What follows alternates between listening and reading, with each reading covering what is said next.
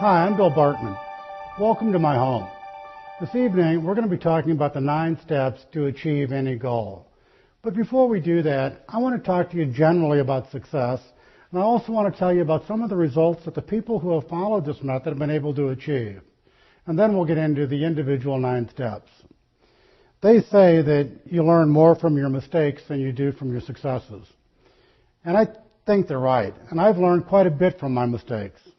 I've learned probably the most important thing that anybody could learn from a mistake, and that is I've learned the secret of success. I've learned that in order to be successful, you have to be willing to take risk. And most people are afraid to take risk because they're afraid they're going to fail. And most people are afraid they're going to fail because they worry about what other people think about them.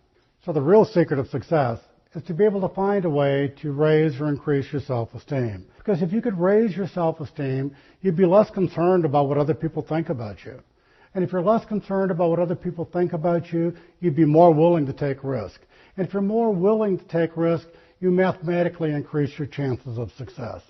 So I can look and see that some of you might be saying, well, Bartmann's been lucky and he's made a couple of bucks and he's done a couple of things, but what does he know about, self-esteem? Well, I have a degree in psychology, but I don't think that makes me an authority on self-esteem. I've written a book about self-esteem, but I don't think that makes me an authority on self-esteem. Now, I think I'm an authority on self-esteem because I've lived it. I've seen both sides of self-esteem. I've seen low self-esteem and I've seen high self-esteem.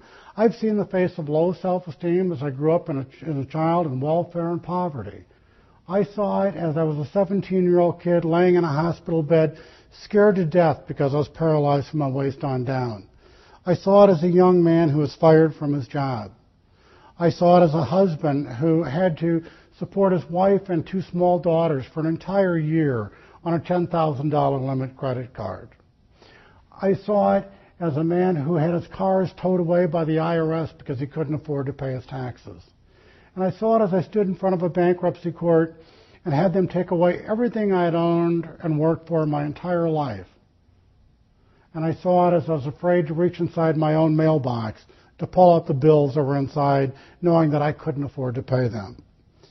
And I saw it as I contemplated the how, not the if, of my own suicide. I've seen the face of low self-esteem, but let me put a little color on that for you. I'm one of 8 children. My dad is a janitor, my mother cleaned houses for a living, and though they both worked every day of their life, the meager income they generated from those 2 jobs just wasn't adequate to feed 10 of us. So we got by on handouts from the Catholic Charities, Salvation Army, and from welfare. We moved in and out of 8 different rent houses by the time I was 14 years old. Some of those houses didn't have indoor plumbing.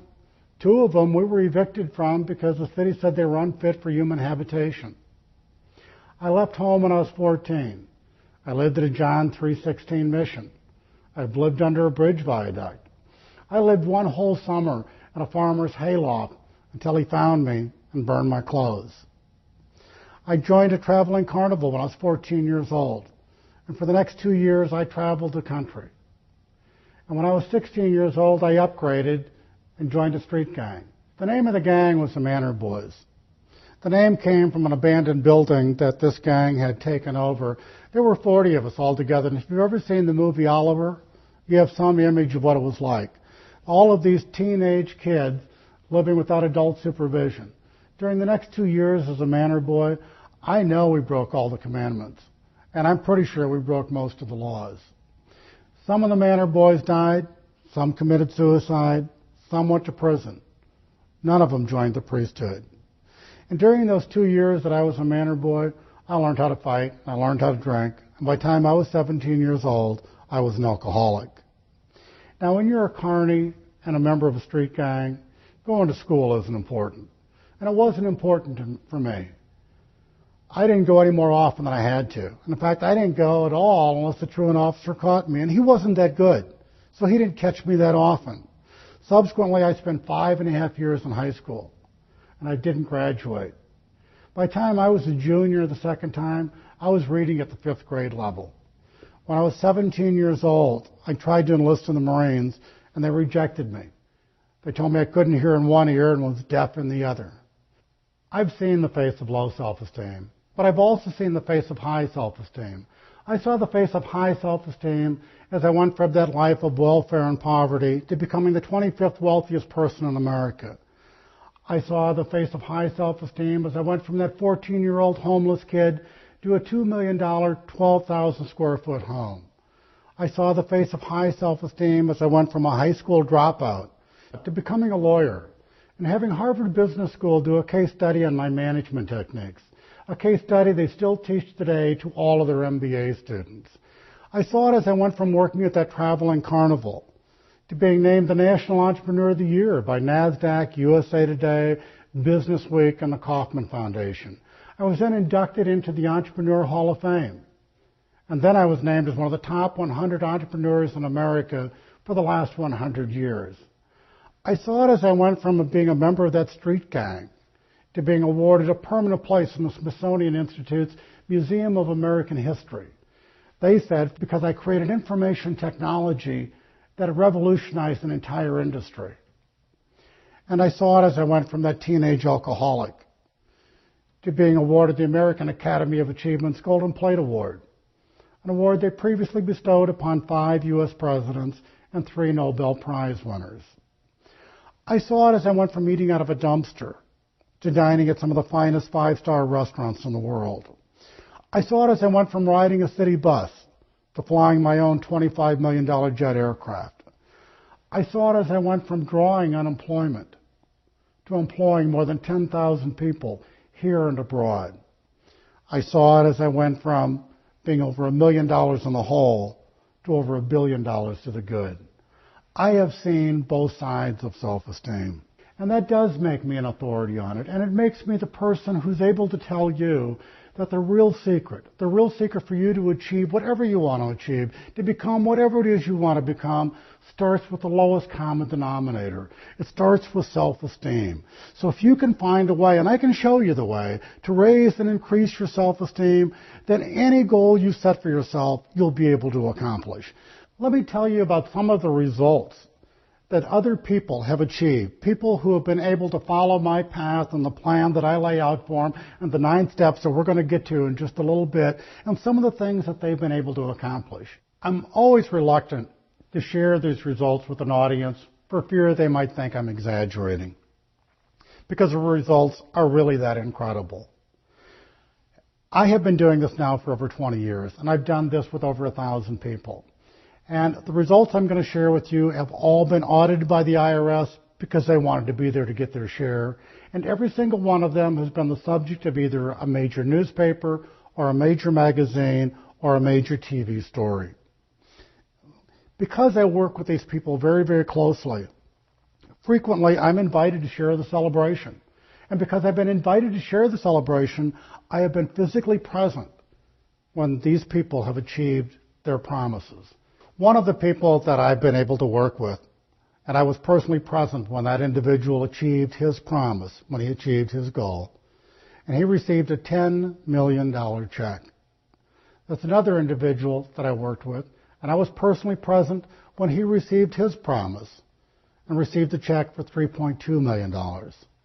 There's a third person that I was personally present for when he achieved his promise and received a check for $2 million.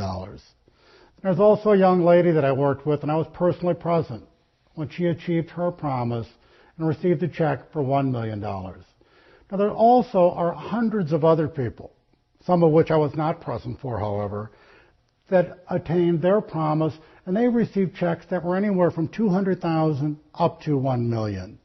But not everybody's goal or promise has to do with money. Some of them have to do with things other than money. I was personally present when one of the ladies I worked with, a mother of 8 children, achieved her promise. And she was able to spend 2 weeks on the streets of Calcutta, India, with Mother Teresa before Mother Teresa died. There was also a young black man who wanted a recording contract from Nashville. I was present the day he received his recording contract. There was also another young man. Although he's an American citizen, he's of Mexican descent. And his promise and his goal was to become a member of the Mexican Olympic team. I was present the day that occurred. And then there was a husband and wife And their promise was they wanted to take a camera safari to Africa. I was present when that happened as well.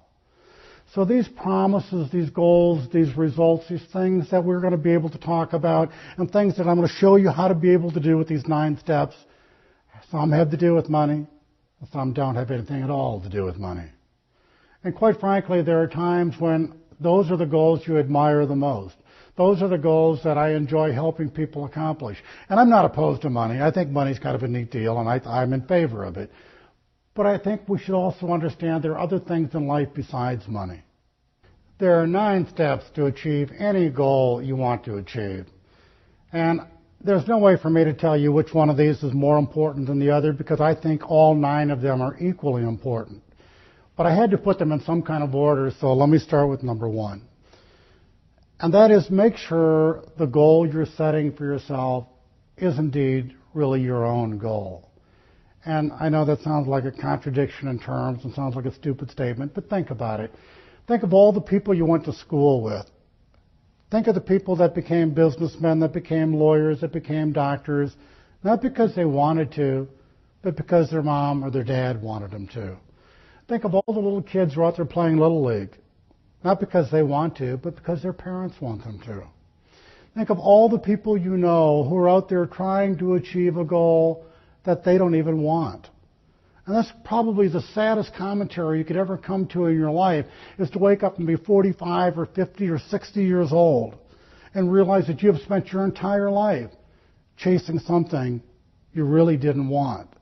So the most important thing, and the thing you should spend the most time on, is trying to figure out, what do you really want? What's really important to you? Think of the old expression about the dog that caught the car. Don't be that dog. You know, we understand the metaphor where dogs chase cars when they're barking and laughing and giggling and think that's just great, that there they are pursuing this thing. What would happen if they ever caught one? Well, that's what happens to people on occasion. We wake up and we've caught the car. So it's really crucial that you spend serious time thinking about, why are you after this goal? Why is it important to you? What is it you really want to achieve? And until you can answer that question, you really shouldn't even start. The second step, and it's going to contradict some of the things we've said because I have to do it in this kind of a logical fashion. I've used the word goal a number of times because that's the way people think about this process that we're now talking about. But when that word goal comes to your mind, what do you think? And let me tell you what most people think. They think goals are something that we should strive for. They think goals are something we should attempt to do. They think goals are something we should try to obtain. Now think about that. Try, attempt, strive for. Aren't those mealy-mouthed words? Don't they say to you, don't they tell your subconscious, probably not going to get there, probably not going to happen, probably not going to succeed at achieving this goal?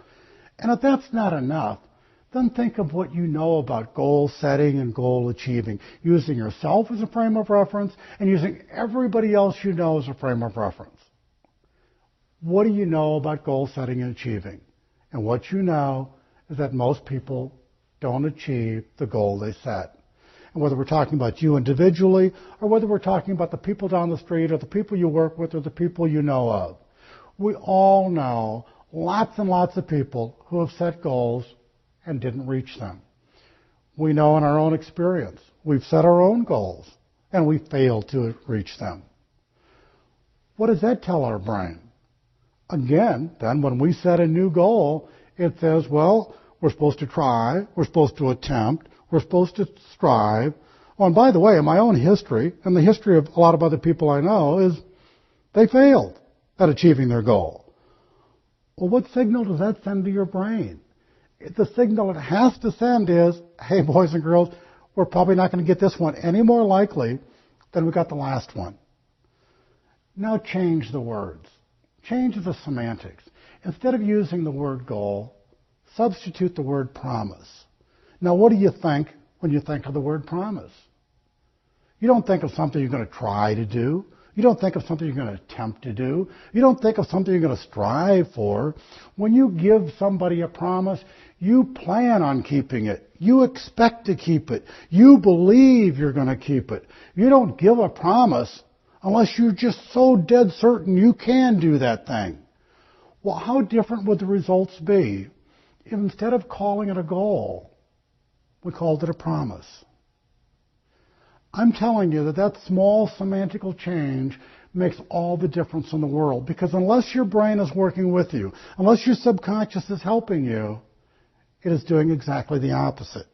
It's slowing you down, and it's trying to detract you, and it's trying to keep you from suffering failure. And so what it does is it begins to rationalize away, hey, you've already missed your goal. Other people have missed goals. You don't need to make this. But when you set a promise, something different happens. Now your brain starts helping you because it doesn't want to let you down. It wants you to keep your promise. It wants you to be able to deliver this thing you've always been able to deliver in the past. The word promise is a lot more powerful than the word goal. Let me tell you about the power of the word promise. When I was 17 years old, one night while in a drunken stupor, I fell down a flight of steps. I crushed 2 vertebrae. The next morning I woke up in a hospital bed and I was paralyzed from my waist on down. Now I stayed in that hospital for over 5 months. And it was about 2 months into the program when I had a visit one night from my mom, my dad, Dr. John T. Moberly, and a Catholic priest by the name of Monsignor Anthony Sigworth. Now, I'm 57 years old, and that happened when I was 17. That's 40 years ago. And I can remember their names, and I remember their faces, and I can remember the conversation like it was yesterday. Dr. Moberly had all the bedside manner of a bedpan. He walked up to the bed and he said, Bill, we've done all the tests. We've done some of them twice. And you're paralyzed. You're never going to walk. And with that, just to give some silent corroboration to what he said, he lifted up the blanket off of my paralyzed legs, took out this thing out of his pocket. It looked like a cowboy spur on a stick. It was just a little metal handle about that long and had a little needle sticking out in a circle. And he ran it up and down my legs, and it created little pinpricks of blood. And it was almost surreal. I could see the blood, but I couldn't feel any pain. Now, I'd grown up on the street for the last 3 years, and I thought myself a pretty tough guy. And on the street, you learn not to cry, you learn not to show any fear, you learn not to show any emotion at all. Because if you do, that can be really bad for you. That night, I was one scared 17-year-old kid. That night, I cried myself to sleep. During the middle of the night, I woke up and I was alone, and I was every bit as scared as I'd ever been in my whole life. But I was also mad. I was mad at Dr. Moberly, and I was mad at a whole bunch of other people, some of which had nothing to do with it. And that night, laying in a hospital bed, I promised myself that I was going to walk out of that hospital. I promised myself that Dr. Moberly was wrong. I promised myself that I was going to show him. And that very night, I began doing a new physical therapy exercise. Their physical therapy exercise consisted of having some candy striper or nurse's aide come to my room once a day and rub my legs, trying to get some circulation back in them. My exercise involved trying to wiggle my toes by using sheer willpower. And the way I would do it is I would just hold my breath and concentrate as hard as I could and squeeze as hard as I could and do everything in my power to make those toes wiggle. And I'd do it as long as I could. I'd do it as hard as I could. I'd do it until I broke into perspiration. I'd do it until the veins popped in my forehead. And when I couldn't do it anymore, I would take a breath, I would rest, and I would do it again. And I did that for a month. And finally one day, my toes began to wiggle. And I was so excited, I was so ecstatic. I had finally made my toes wiggle. And I reached behind me, I hit the call button, called the nurse into the room. She was as excited as I was. She then called Dr. Moberly. Dr. Moberly walked in and he said, Bill, I can't explain that. I can't explain this controllable movement in your toes, but I'm telling you, quit it. These exercises you've been doing, you're going to hurt yourself. Bill, you're in denial.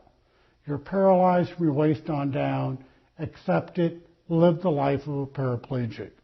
And before I could complain, before I could say anything, he reached back in his pocket. He pulled out that cowboy spur on a stick, and he ran it back down my legs. And one more time, I saw the pinpricks of blood. And though I could wiggle my toes, it was mute corroboration that I had no feeling in my legs. That night, alone in my hospital bed, I cried for the second time. But during the middle of the night, when I woke up, I remembered the promise that I made. And I remembered the promise that I was going to walk out of that hospital, that I was going to prove him wrong, that I was going to show him that I could walk. And that gave me renewed energy, that gave me renewed strength. And that very night, I began a new exercise. And rather than just trying to wiggle my toes, I worked on strengthening my legs. And I did exercises that required me to pull myself to the end of the bed and then try to push myself back up. And I did that for the next 4 weeks. And finally, I started gaining some strength. But I couldn't tell Dr. Moberly, and I couldn't tell the nurse, because I was afraid of what they might do. They would try some way to make me stop doing it. So I could only do it at night when they weren't around. And I had finally gained enough strength, or thought I had gained enough strength in my leg, that I'd made up my mind tonight was the night. Tonight was the night I was going to walk. So that night, when the nurse finally left my room, and she turned off the light and turned on the very small night light, I decided this was the night. So I slowly slid my legs over the side of the bed and scooched myself down towards the end and let my feet fall on the floor. And for the very first time in 5 months, my feet were on the floor. And as I stood there, my legs began to shake and tremble because I had been in bed for almost 5 months. My legs had atrophied. My legs looked like baseball bats. I looked like I was a polio victim. And I couldn't stand very long, even holding on to the side of the bed. So after a while, I'd have to pull myself back up, catch my breath, and let my legs rest. And then as they would rest, I would slowly put them back down. I had to do that a half a dozen times. And finally, I got to where I could stand on my feet all by myself. But I had to hold on to the bed. And while holding onto the bed, I thought, okay, this is it. This is the night. I'm going to walk. I'm going to take my first step. And with that, I slowly moved my foot forward and dropped it down on the floor. And to do so, I had to leave go of the bed with one hand. And I was okay with that because I could hold on with the other hand. But in order to take the next step, in order to go one more step, I had to leave go of the bed altogether. And that's when I made up my mind I was ready to do this. I was ready to keep my promise. And I put all my weight on my right leg, and I lifted up my left leg, and I plopped it down on the floor. And for the very first time in now over 5 months, I was unattached to the bed, and I had actually walked. I was beyond myself with excitement and joy. And I had to show them right then and there that I could do this. And I was afraid to go back to bed. I was afraid to sit back down on the bed for fear that I might not be able to get back up again. So I ambled over to the side of the bed. I found the call button. I pushed it, knowing that it was going to take the nurse a couple of minutes to show up in my room. And with that, I started walking slowly towards the door. And I got halfway between my bed and the door. Now you have to remember and understand, it was dark in my room. The only light was a very small night light. The hallway in the hospital was well lit. So the nurse, having heard my call button, or saw the call button being pushed, starts proceeding to my room. Well, by now, I'm standing essentially in front of the door, of this closed door into my room. And I didn't mean to frighten her, but as she walked into my room, and her eyes had not yet adjusted to the dark, and opened the door, she was standing face to face with a guy who's supposed to be laying in bed. She let out a blood-curdling scream. And I don't know if you know how it is in a hospital, but when a nurse at 2 o'clock in the morning answers a patient's call button and goes to the room and immediately issues a blood-curdling scream, all pandemonium breaks loose. There's total chaos in the hospital. The nurses who are still at the nurses' station do what they're supposed to do. They push the panic button. And when they push the panic button in a hospital, the little blue lights in the ceiling come on. The security people show up. All the medical personnel on the floor run to that room to take care of whatever the emergency and whatever the problem is. And as all those people started filtering into my room and circling around me, they all had the same look of befuddlement on their face. They knew I was paralyzed. They knew I couldn't walk. And there I was standing in the middle of the room in front of them. For the last 5.5 months, as I laid in that hospital bed, an open-back hospital gown seemed like a really good idea. But that night, as I finally stood on my own feet and all these people were circling around me, it seemed like less good of an idea until I felt that cool breeze. And it wasn't that I wasn't embarrassed, because I was embarrassed, but the cool breeze on my butt meant that I could feel. And it was a neat feeling. Step number 3 is clearly identify your promise. Most people don't do that. When you ask people what they want or what they want to be when they grow up, you hear all kinds of vague, ambiguous, almost platitudes like, I want to be rich, or I want to be famous. So when I start working with people and they tell me they want to be rich or they want to be famous, I say, great. How rich? How famous? Help me identify and help me understand what rich means to you. Help me understand what famous means to you. Because if you can't identify your promise, if you can't clearly identify it, you're going to have great difficulty in achieving it. Think of that childhood game called Pin the Tail on the Donkey. When you don't have the blindfold on and the chart is up against the wall and you have the pin in your hand, it's real easy to walk over there and exactly pin the tail where the tail belongs. But when they blindfold you and they spin you around and then they let you loose and tell you to go do the very same thing you just did, it's almost impossible. Why? One thing has changed. You no longer can clearly see the target. So in order to achieve a goal, in order to achieve your promise, you have to clearly identify it. Be as specific as you can about what it is you want and what it's going to look like when you get there. If you can narrow it down, if you can specifically identify it, if you can see it in your mind's eye, if you can absolutely describe it, then it becomes so much easier to achieve. Step number 4 is identify your personal motivator. Let me explain what that is. In order to achieve a significant goal, in order to achieve a significant promise, you're going to need to have lots and lots of motivation. It's going to be so easy to lose track of what it is you're after. As soon as it becomes difficult, as soon as it becomes challenging, as soon as you become frustrated, as soon as it doesn't show up exactly on time, it's so easy to quit. It's so easy to change your mind and say, oh, gee, I really didn't want that anyhow. But if you have a good motivator, if you have something that'll keep you on fire, if you have something that'll keep you passionate about achieving this particular objective, then you can face frustration. You can face challenges. You'll find a way to overcome them. And your personal motivator can be either a positive motivator or it can be a negative motivator. Because everything in our life is focused on one of two things. It's either we're trying to move towards pleasure or trying to move away from pain. Your motivator can be either positive or negative. And some of us are more motivated by showing somebody that we can do it. My example of Dr. Moberly. I don't think I'd be walking today if I had a positive motivator. Instead, I had a negative motivator. I found more energy and more strength in showing him that I could walk than I ever could have had if I'd had a positive motivator where I was attempting to do it for someone instead of to show someone.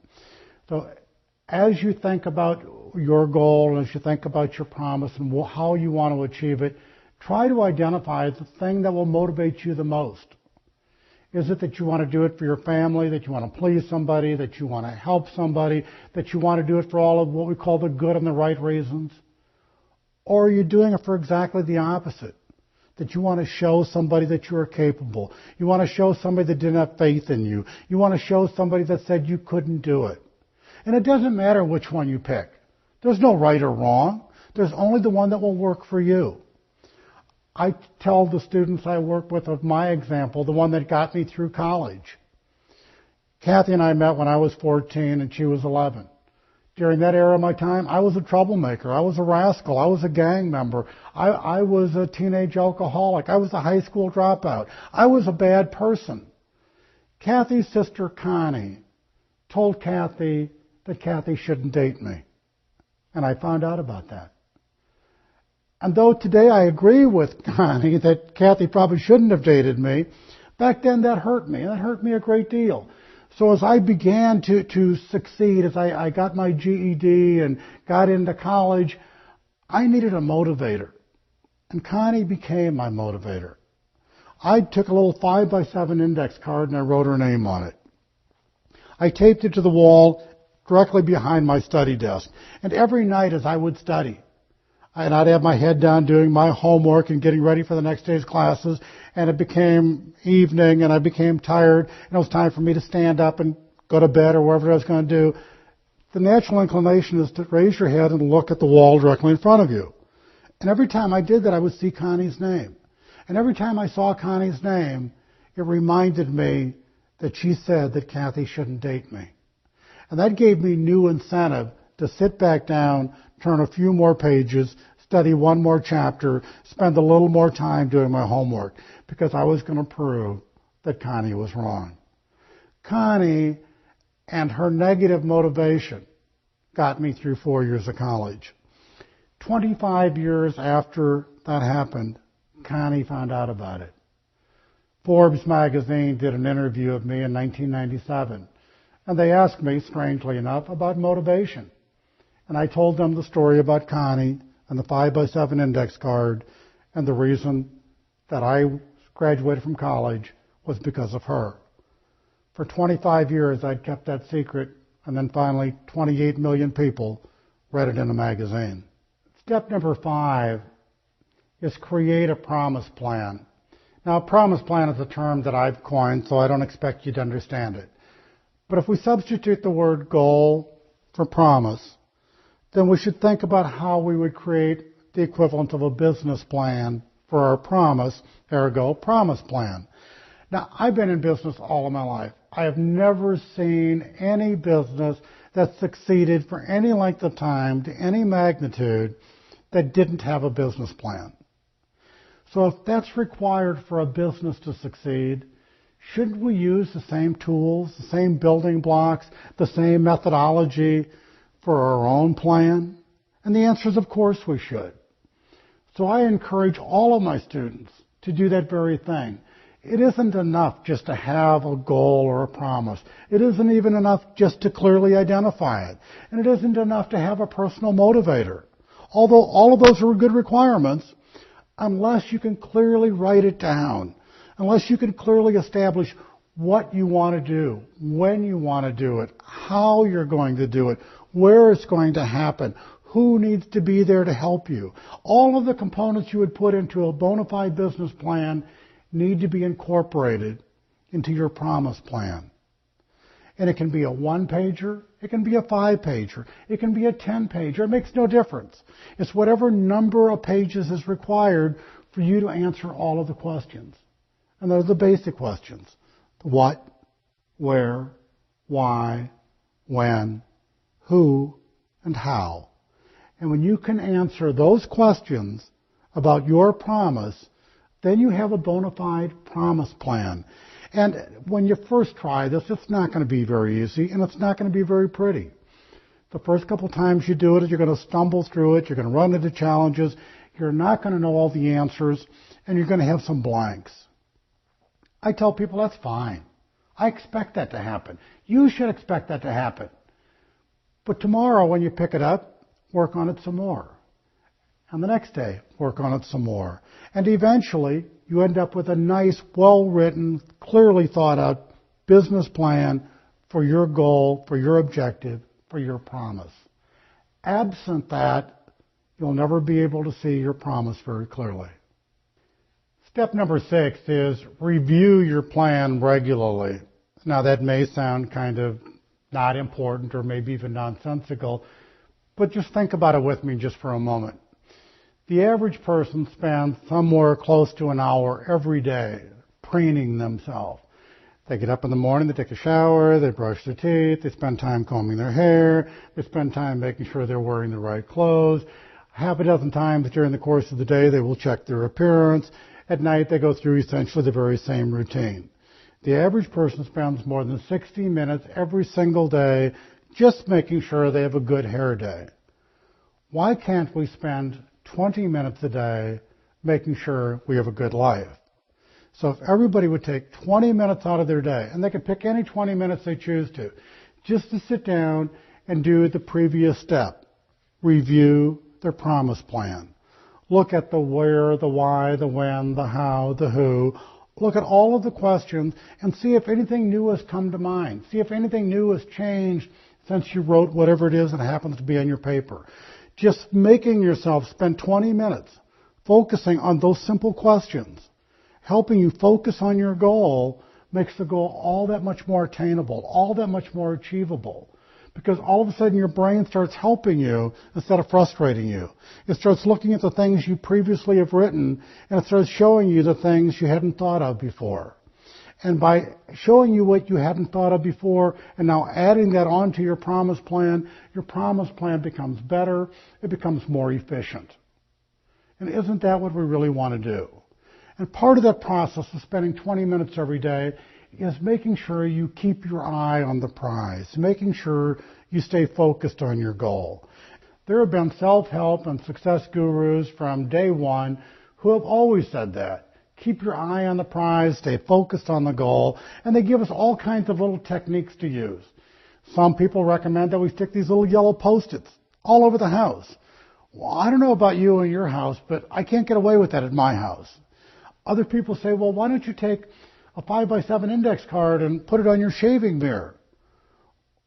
Well, I don't know about you, but my shaving mirror gets kind of foggy in the morning. So I think we need to find new ways. We need to find better ways. We need to find ways that will constantly remind us every day, multiple times during the day, of the very promise we have made ourselves. In order to accomplish that, I've come up with a way that I found works wonderfully. It's called a pocket promise. On the front of it, and it's just a little 2x3 business card size piece of paper. And on the front of it, the words pocket promise. And I like those two words so much that I had them registered as a trademark. And then on the back of the pocket promise is whatever your promise happens to be. And then you have it laminated. And by having it laminated, it stands the test of time, and it gives it a little bit of rigidity. It doesn't get all dog-eared as you put it in your pocket. And I carry mine with me every single day. And so think about how this works then. In the morning when I get dressed, I reach on my nightstand and my dresser, I grab my keys, my comb, and all the other paraphernalia I'm going to put in my pocket, including my pocket promise. I put it in my pocket. During the course of the day, because I'm an average guy, I put my hand in my pocket a dozen times. And while I'm doing that, I bump into my pocket promise and I feel it, I touch it, and I think about it. And every night when I come home, I then have to take all the stuff out of my pocket so I can hang my clothes up, and I have to put my pocket promise back on the dresser or the nightstand. And by doing that, I've now come in contact over a dozen times during the course of the day with my promise and with the promises written on the back. And by doing that, I am perpetually reminded of what it is I told myself was important. So I never lose sight of it. Because most of us, we think of our goals kind of like New Year's resolutions. They're lofty ambitions that we make on a given day, and we never think about it again until we realize one day we failed at it. By doing this, you are perpetually reminded every single day. Step number 7 is you have to tell yourself that you are, in fact, going to be able to achieve this goal. And some people think that's silly. They think, self-affirmations are voodoo or some kind of mystical or spiritual thing. And they're not. They're much more than that. By telling yourself that you are going to achieve this promise you've made to yourself, by reinforcing it as many ways as you can inside your own subconscious, what you're really doing is just layering one reinforcement on top of another reinforcement on top of another reinforcement. And the more you can convince yourself that you are capable of doing this, the more your subconscious mind begins to assist you with this. And it's not a silly little game. Let me give you a great example that very few people are aware of. Back in 1997, I tried to buy the Chicago Bulls, entered into negotiations to buy the team, and in the course of the negotiations, I got to meet many of the players. Got to meet Michael Jordan, Scottie Pippen, and Dennis Rodman. And Dennis Rodman was then labeled the bad boy of the NBA. Dennis Rodman was the guy with the body piercings and the tattoos and the wild antics. He was the guy that people thought mostly was crazy. But Dennis Rodman was also probably the most motivated person on that team. Dennis Rodman was also the leading rebounder in the NBA. Now, Dennis Rodman would do some things during the warm-up. Everybody else would be out there on the floor practicing, dribbling, shooting, doing all of the calisthenics. And Dennis would be sitting over there with a towel over his head, sitting on the bench, wearing his earpieces, listening to a recording. And it would aggravate the heck out of Phil, the coach, and it would aggravate the heck out of his teammates. And whenever somebody would ask Dennis what he was doing, he would say he's listening to Pearl Jam, a band that was very popular back in 1997. But the truth is, he wasn't listening to Pearl Jam. The truth is, Dennis Rodman was listening to a recording of Dennis Rodman, telling Dennis Rodman that he was the best rebounder in the NBA. And that was his warm-up. That was his psych-up. That was his way to make sure that when he got out on the court, he was ready. He didn't need to do the exercises. He needed to do the mental exercises. And Dennis Rodman went on that year again to win the rebounding title. Step number 8 is somewhat like step number 7. Step number 7 was you have to tell yourself. Step number 8 is you have to tell others. Now think of what happens when you tell somebody else something. It gives you additional motivation. It gives you additional incentive. We all know the old adage of it's okay to fail if nobody knows. Well, it's not okay to fail if you've told somebody you're going to do it. So the more people you can tell of your promise, the better. Because two things happen. One, you increase the number of motivators you have, whether they be positive or negative. You now have a whole raft of other people who now know of your promise. And that gives you additional incentive to make sure you accomplish that promise. The other thing it does is it gives you resources. When you tell people you're going to achieve a promise, some of them will help you. They bring tools to the party. They help you. They become people who will assist you achieve and accomplish your objective. And if they had never known, if they'd never heard, if they weren't aware, they couldn't possibly have assisted you. I tell the Jimmy Brown story about a young kid who wanted to become an international photojournalist. And he got there because he told a high school teacher that was his goal. And she gave him a camera. Had he never told her, she wouldn't have given him the camera, and absent the camera, it never would have happened. Today, Jimmy Brown is an international photojournalist, and it started with him telling someone that that was his promise to himself, and it worked. Step number 9 is you have to envision the result. You have to project what it's going to look like when you achieve this promise that you've made for yourself. You have to be able to see yourself there. You have to be able to say, that's what it's going to be like for me when I get to where it is I want to be. Now, think of how we can do this in our life. And I'll give you an example of how Kathy and I did it when we were in law school. We were in law school in Des Moines, Iowa, Drake University, and we lived in married student housing. And married student housing is a 60-foot long, 10-foot wide, concrete mobile home. They just stack them 4 high, and that's what you live in for 2.5 years. And it wasn't much. And because Kathy and I both worked during law school, we didn't have a lot of money to spend. And what we would do is on Friday night, we'd go to a little Mexican taco joint on campus, and we'd both have 1 taco. And if we had a really good week, if something wonderful had happened that week, then we would splurge and buy a 3rd taco, and we'd split it. And that was our entire social life for 2.5 years. And it was frustrating, and it was hard, and it was challenging, but we really wanted to be a lawyer.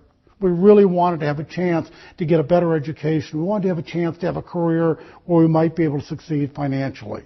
And we needed to be constantly motivated because it was hard. And it was a 2.5-year process.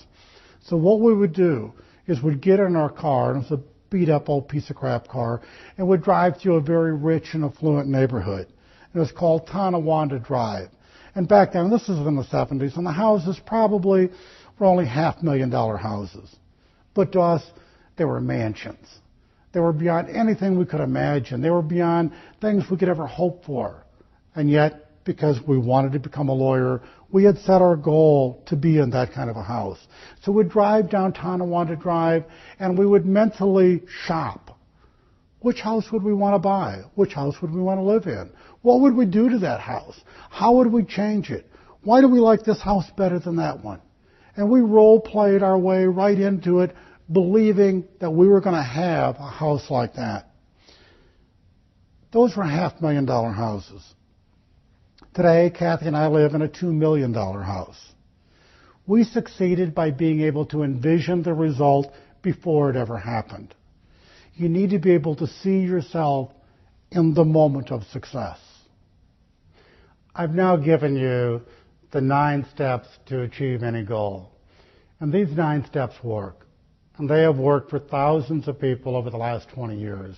And they have produced the kind of type of results that I shared with you earlier. Now, they may look like child's play, and they may look like common sense, and they may look like things you've heard from other people before.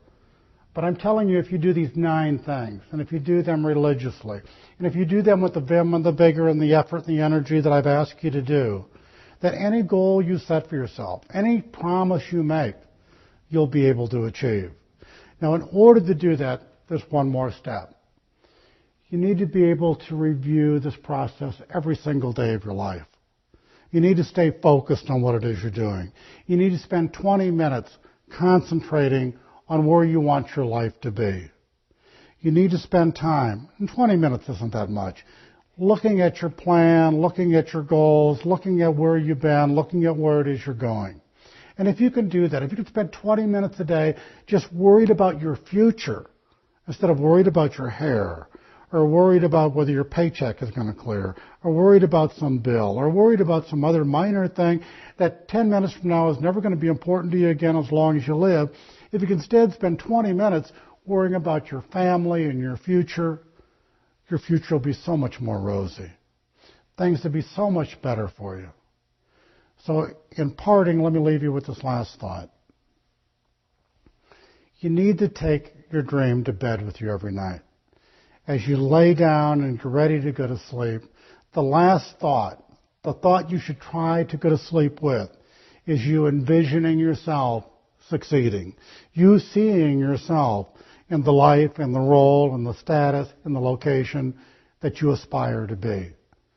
Number 1, it's a pleasant thought. Number 2, it'll allow you to go to sleep quickly. And number 3, it gives your brain something to do while you're sleeping. When I tell you to envision the result and to see yourself and to take this dream to bed with you at night, what I'm really telling you to do is use your imagination for a positive rather than for a negative. Every one of us has worried about something. And when you think about it, what is worry? Worry is using our imagination to presume that the worst is going to occur. All I'm asking you to do is to use your imagination to presume that the best is going to occur, to presume that you are going to succeed, to presume that the good thing will in fact happen. It's just as easy to think about the good thing as it is to worry about the bad thing. So good luck. If I can help, please give me a call. Thank you.